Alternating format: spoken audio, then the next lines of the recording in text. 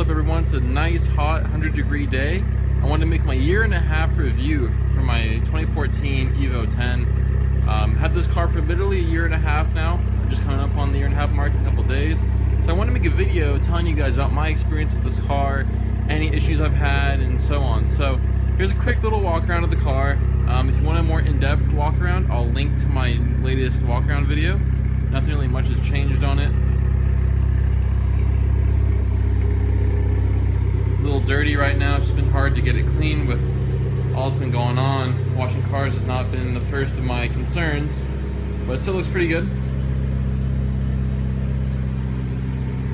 Turn on the lights.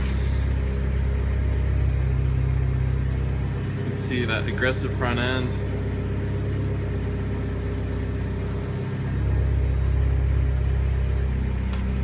So just letting it warm up a little bit, and now we're gonna go ahead and take this bad boy for a drive. I'll do some polls and stuff and give you guys my overall year-and-a-half thoughts on the 2014 EVO 10. Okay everyone, so I'm now in the 2014 EVO 10, 412 all horsepower, 443 foot-pounds of torque on E85. So we're gonna go ahead and take this thing for a drive. Non-scripted, just gonna go off the top of my head, honest opinions, gripes, concerns, things I like, things I don't like, and just go through the whole thing with you guys, let you know, like I said, what my year-and-a-half impressions of this car is, and what I would recommend for you guys. We'll talk about reliability, maintenance, power, you know, just everything I can think of. So, to start it off, because it just happened, my first gripe with this car, which is something that it's always kind of done it since day one, and it tends to be dependent on, I noticed, how cold the car is, and temperature outside. So, and that would be being locked out of gears. When I first got the car, it was worse because I had the stock transmission fluid in the car, and I also had the stock shift knob. I later upgraded to the Latheworks, I believe it's a 3-pound titanium knob, and also put the Redline cocktail in for the transmission fluid, which helped a lot. The heavier shift knob was the biggest difference in smoothness of the gearbox, because the EVO 10 is known to have a very notchy, mechanical feeling gearbox, but now it's pretty buttery smooth. It only locks me out of gears while the car is warming up, so after I drive it for about 5-10 minutes, it is no longer an issue, and even then it is a very not prominent issue. It's very rare that it does happen, but when it does happen, it seems to happen in streaks. Like, it'll happen for a few days and it won't happen for weeks, so I don't know, but the worst seems to be second gear and reverse. So for reverse, the easiest cure for me is to go in third gear then reverse, and if that doesn't work, let the clutch out, push the clutch back in, and go first gear, third gear, and then reverse, and that'll let you in. Usually it warms up the synchros a little bit, I believe.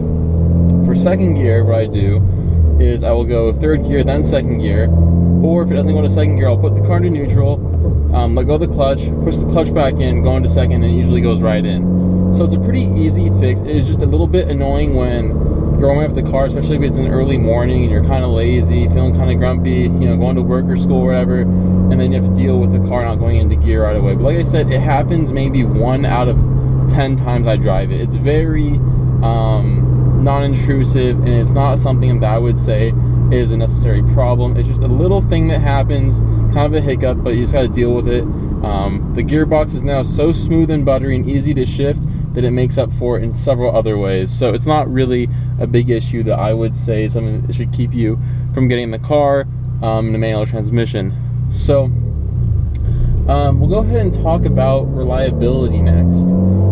This car has been modified since I believe it had 3,000 miles on it. Once I hit brake and I threw on a catback exhaust right off the bat, which doesn't mess with your tune at all or anything, so it's just a little bit of a noise modification, just for something, my personal pleasure, to have a little bit louder exhaust and a little bit more free flow. So doing the catback, I don't really count that as being modded because the car is still pretty much stock. The mods actually happened at like 3,000 miles. I did an intake system, I did a full, or not a full exhaust, I added a test pipe to my exhaust, and I did a 3-port boost control solenoid to make sure that I'm hitting boost consistently, and I also did the gauges just for reliability purposes to make sure I can monitor the car, make sure everything is running well and as optimal as it can be. So I've been modded since 3,000 miles, went ahead, got the car just tuned up on 91 octane pump gas. 5150 Racing helped me out. They've been the shop that has been doing all the work that's been done on the car, like the transmission fluid swaps and just fluid swaps, and you know, some just other miscellaneous things around the ownership of the car. So I've been able to do a lot of the work myself, like the intake installation and stuff like that, so it hasn't really been an issue. I have the AEM cold air intake system with the air box for carb emissions, so it is carb legal, which is something that's nice to have, especially if you live in an area where the police are strict about your emissions. So I did that. The Top Speed Pro 1 catback, a no-name eBay test pipe just to get a little bit more flow, and then the Gripe Speed 3-port boost control solenoid.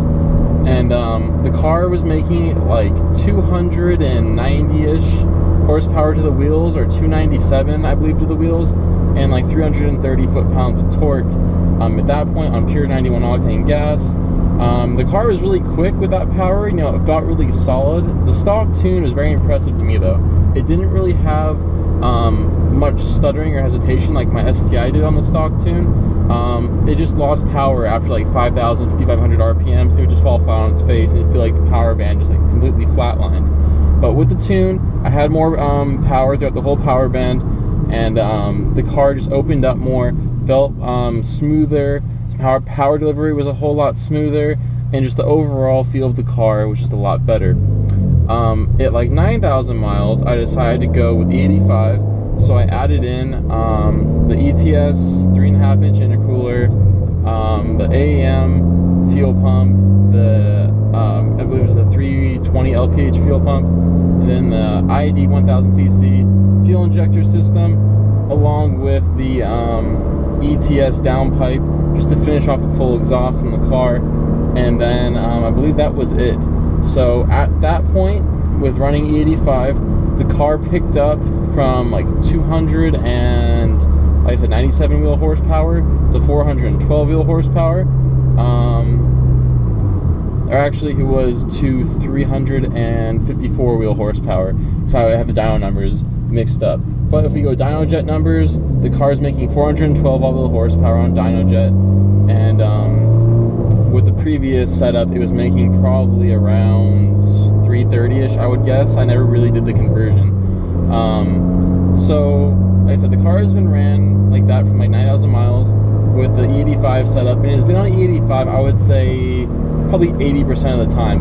The only reason why I switched over to pump gas is just to run up the fuel system a little bit, and to like if I when I did my autocross event, I just went to pump gas just because E85 was not accessible and I didn't have room for my jugs at that time. So for reliability, the car has been extremely reliable. I've had no issues with the car whatsoever. No hiccups, no oil consumption, you know, no smoking, you know, nothing. I'm still on the stock clutch. I've launched it a few times and it went horribly, and the clutch, I burnt it pretty badly, and the stock clutch has still survived and held up, so that's a very big plus.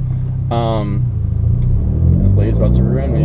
And then as for power, the car has no loss of power. It's still pulling just as hard as it did when I got tuned, and so I'm currently at 16,000 miles. So like 7,000 miles later, 7,000 hard miles later, which is including canyon runs, lots of pulls around town, and at the strip and stuff like that.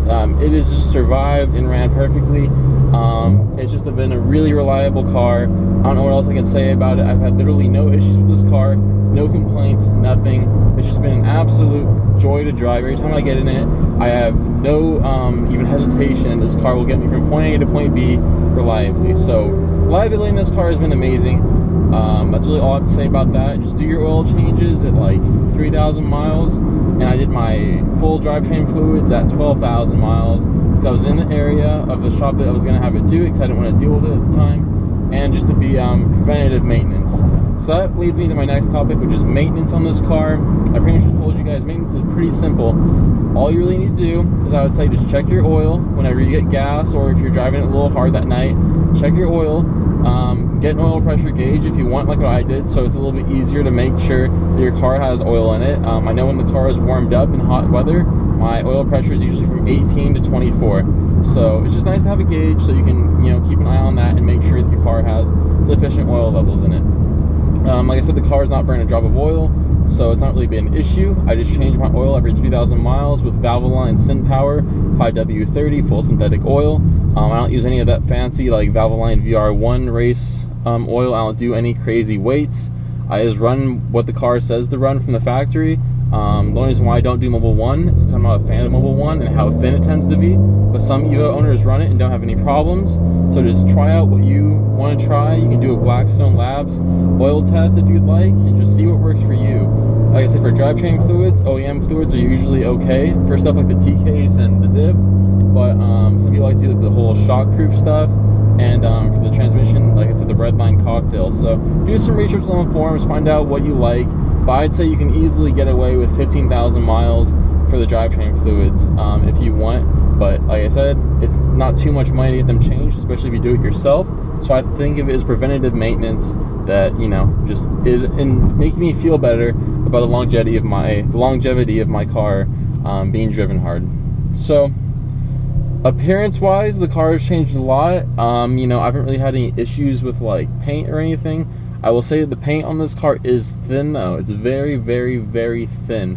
So if you detail cars or you know a little bit about paint care, be wary of the very thin clear coat on this car. You want to make sure to keep it waxed and taken care of, and just be careful about walking up too close to it, getting it scratched and stuff like that, because like I said, it's very thin paint. When I first got the car, I was filling it up with gas and I was shaking because it was cold outside, just wearing a t-shirt, and my hand shook and the gas nozzle hit a part of the gas cap and knocked off a little bit of paint right there. So that gives you an idea of how thin the paint is on this car. But it's just a cosmetic thing, and it really doesn't take away from the car negatively at all. I know that, you know, obviously having a darker color car would make swirl marks and stuff more prominent and easy to be seen, but you know, it's just all about the maintenance and the care of your car, and if that's something that you really find to be an issue or something that you care about. Let me think about what else. So we went over power. I guess interior would be my next one. Some people complain about squeaks, creaks, you know, weird sounds coming from the interior. I don't really have much of that. When the car was stock before my catback, I had no sounds whatsoever, no creaks, no whines, and, you know, just no weird noises at all. When I got the catback, there was a lot more vibrations going through the interior, so I did start to hear sometimes some weird like rattles and stuff like that. But the interior is very solid. I mean, in my opinion, there's nothing really wrong with it. I don't hear creaks and stuff unless it really hit bumps. Even then, the creaks and everything are very not noticeable.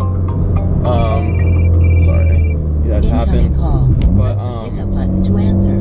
Yeah, the overall interior on the car is you know, I like it. It's very simple, which some people don't like, but I personally don't mind, because having a simple interior to me reminds me what kind of car I'm in. You know, I'm not sitting here in a luxury car. I'm sitting here in a sports car that happens to be, you know, dailyable with the 4 doors and everything. So it's a very basic interior. Like I said, the gauge layout is nice. I think it's very easy to read the gauges quickly. You have some nice options to swap through on the middle menu, like your gas mileage, average fuel consumption, and you know, super all-wheel drive controls, and just different stuff like that, which I think is nice. The layout's very simple. Steering controls are nice and easily accessible. The Bluetooth audio works very well. The new head unit from 2014 and up is very easy to use, very user-friendly. It sounds great. I have the Sight and Sound package, so I have the Harman Kardon, or not Harman Kardon, I'm sorry, the Rockford Fosgate sound system with the keyless entry option and the HIDs and the headlights. And the sound system sounds absolutely excellent. I would play you guys a sound clip. I'm afraid of getting copyrighted and losing the audio, so I don't want to risk doing that. But the keyless entry system works great. You just have a button on the door handle to lock and unlock the doors. HIDs are very bright, easy to see at night, good visibility. You have your headlight adjuster on the left side, traction control button on the left side, so it's all easily accessible. Here in the center console below the shifter, you have your super all-wheel drive control button, which I have actually used, and I'll talk about that when I get to I'll kind of throw that in with the whole suspension topic, which I'll get to next. You know, the only gripe I have about the interior is that the steering wheel does not telescope. Now, I'm like every bit of 6'4", and I'm a thinner 6'4", so for me, I'm sitting at a distance to where it's comfortable for me to drive the car. I'm a little bit closer up than I'd like to be. I should take that back. I'm at a comfortable distance sitting in the seat of the car, but the steering wheel is not telescoped, so my arms are a little bit more extended than I'd like them to be. Hang on, I'm just gonna respond to this text really quickly because I'm gonna go out to a car meet tonight.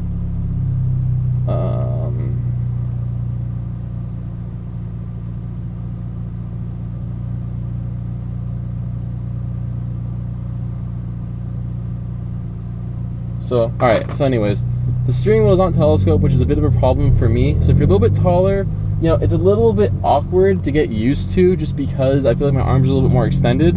Whereas like in my M3, having the telescoping wheel is a little bit nicer, so you can have more of a bend in your arms for a better driving position. But I mean, visibility is great. You know, nice big windshield, easy to see out of your side mirrors, not many blind spots, and the pedal placement is great.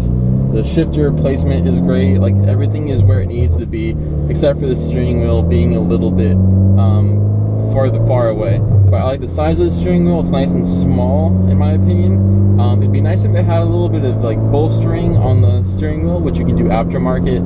But you know, everything is easily reachable. The cup holders are a little bit small in this car, I will say though. Like you're not fitting anything bigger than like a water bottle or a standard soda can.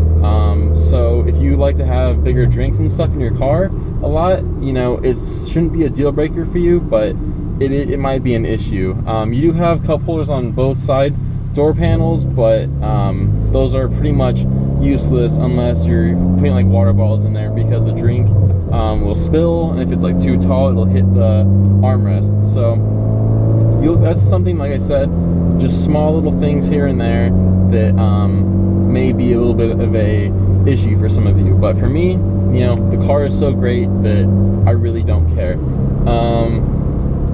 You know, you have a nice center console in this car that has your has, you know, lots of space in there. It's pretty deep. Your glove box has your iPod connector and aux cable connector, I believe, and you know, it's a little bit far away to reach, but the head unit is so easy to use that you can easily navigate through your iPod with no issues. If you use Bluetooth audio with your phone, it's really easy just to keep your phone in the cup holder or whatever and go through songs just like that.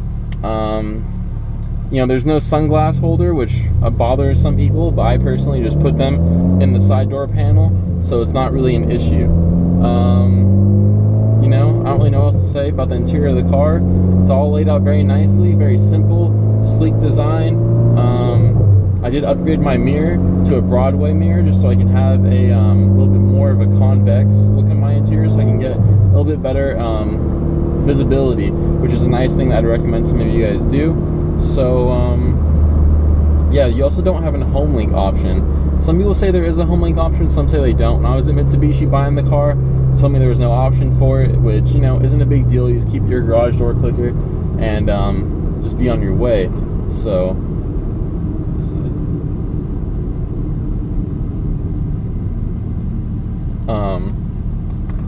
so yeah, I'm gonna move into the whole suspension part of things now. I've been running H&R Sport Springs since day one. Literally since I've had 200 miles on this car, I've been running H&R Springs with Enkei RPF 1s, 18 by 9.5 plus 15, with a 255 Hankook S1 Noble tire all around. On the EVO, it's not good to run staggered setups because it'll mess with your all-wheel drive control system. You know, the springs have not been any issue. I've hit some pretty hard bumps. I've autocrossed it, done some canyon runs, and I have no, you know, no blown struts. The EVO 10 struts are really good, especially if you get the MR. They come with Bilstein shocks and struts, which will make it sit a little bit lower. So, on the GSR model, though, I have no issues with suspension, having the upgraded springs, and having the wheels. I did get the fenders rolled in the rear, cut in the front, just to make sure I could have the clearance, because I was rubbing. But it's really not a big deal to me. So suspension, you know, it feels great. Stock, the car is really stiff. Not insanely stiff though, but it is stiffer than like a Subaru STI or something, for example. The car just feels excellent. I don't even have upgraded sway bars or strut bars, and the car just feels really solid. It feels very planted. Super easy to drive.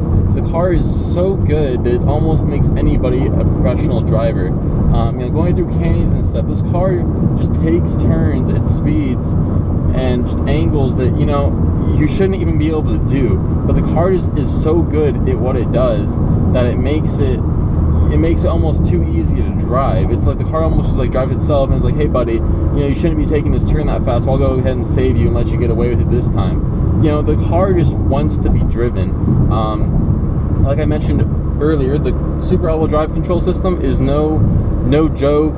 It works. When I was autocrossing, it started to rain, and I was in tarmac mode, which is your standard default mode for, you know, like dry weather conditions on just standard pavement, and the car was breaking loose really easily. So what I did is I switched into gravel mode, and I could feel the like instant difference, guys. The car just crawled, like dug its like fingers into each turn and just crawled out of the turn effortlessly. I mean, it was just sticking. It was so planted. I had no issues with spinning out or losing control.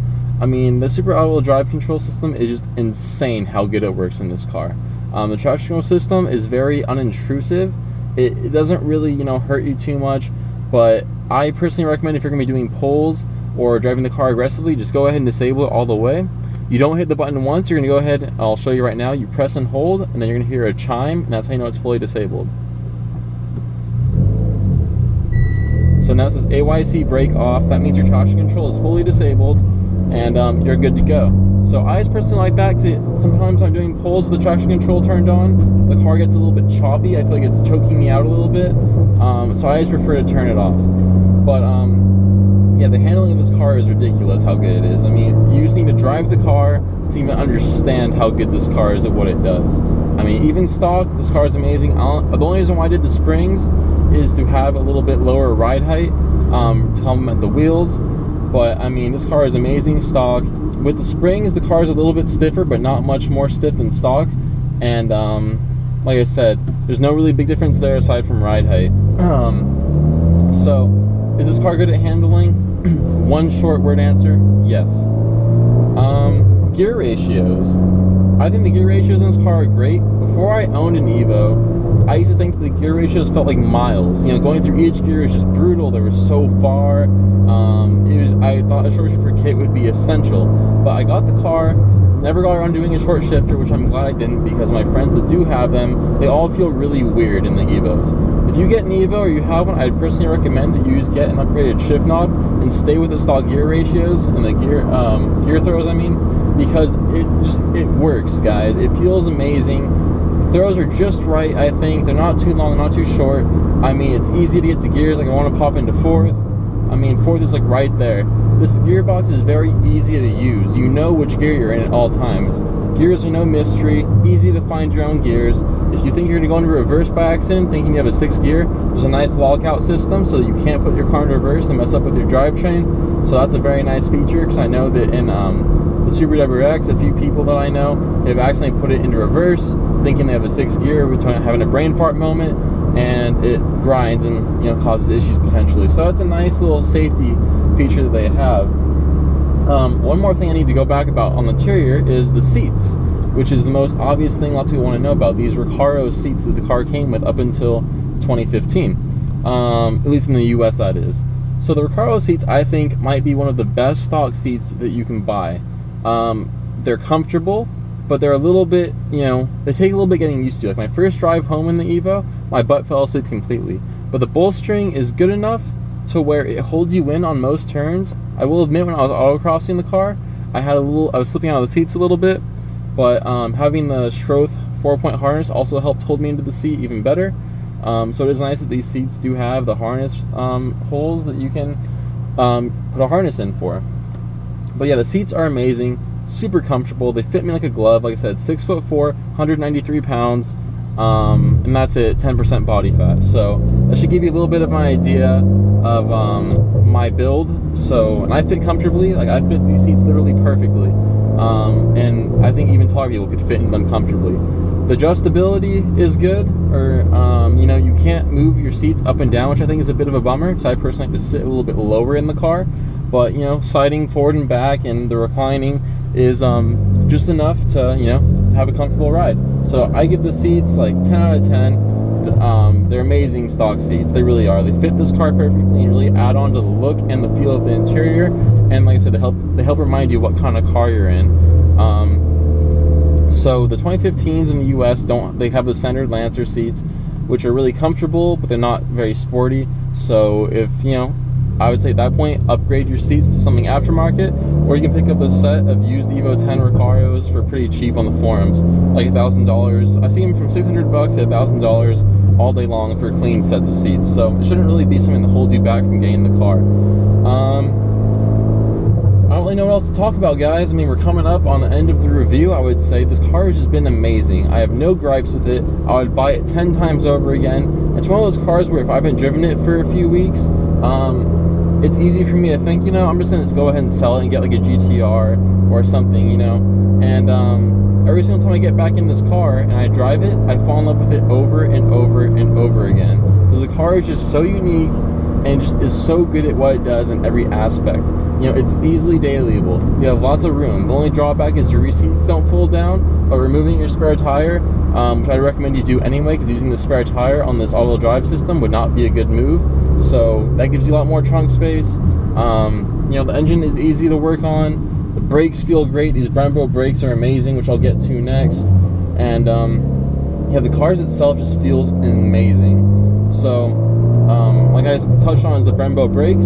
These cars come with amazing brakes. I'm still on the original pads, and you know, it just feels great, guys. They stop on a dime. You know, they help get you from high speeds to low speeds very quickly. No real brake fade. When I was autocrossing the car, I didn't really feel any brake fade or anything, and I was on the brakes hard. So you know, the brakes just complement the car. They really do. If this car didn't have Brembo brakes, I would say brake upgrade would be needed. But unless you're doing some serious racing, I think the stock Brembos will be more than sufficient for 99% of the people that are out driving EVOs on a day-to-day basis. So it is nice, like I said, 100 degrees outside right now, a little bit humid, so the car probably won't feel as good as it normally does. But like I said, having the upgraded intercooler helps a little bit in the heat. But I'm going to go ahead and leave this review off with a pull for you guys. I'm going to go ahead and do a second gear pull, wrap this video up with my final thoughts on the power after I do a fresh pull, and let you all know, you know, my final verdict of the car after owning it for a year and a half. So I'm going to go ahead and get through this intersection and get to a safe area where it's open. So you do a quick pull, because the car is pretty fast. So we'll drop it into fourth.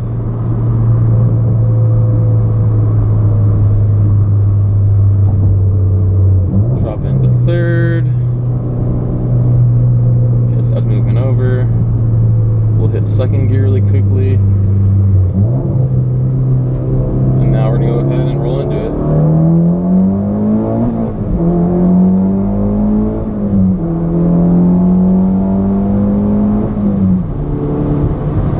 So, I mean, the car gets up and going, and that's 100-degree weather, guys. I mean, the AFRs look good to me when I glanced over.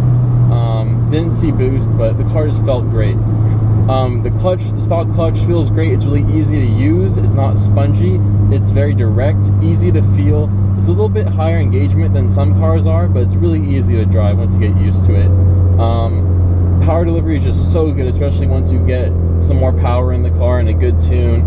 And yeah, I mean, I really think that's all I have to say about the car, guys. I'd highly recommend you guys pick up an EVO if you're looking for a practical four-door, four-cylinder turbocharged car that puts down power really, really well. So, should you get an EVO? Yes. I don't have plans to get rid of this car anytime soon. It would take something really amazing for me to get rid of this car, because especially now they don't make the EVO 10 anymore, you know, I think it's just a car that, you know, there's just it's so good at what it does. Even from being made in 2008, the car still is not very outdated, in my opinion. It looks modern, and it still is keeping up with, you know, newer cars. So, that's it, guys. That's really all I have for you. I hope you all enjoyed my year-and-a-half review of the EVO 10. If you have any questions, as always, contact me on Facebook or YouTube in the comments section. If you guys have, any feedback or any further questions, like I said, let me know. And hope you all enjoyed. Thanks for watching. See you in the next video.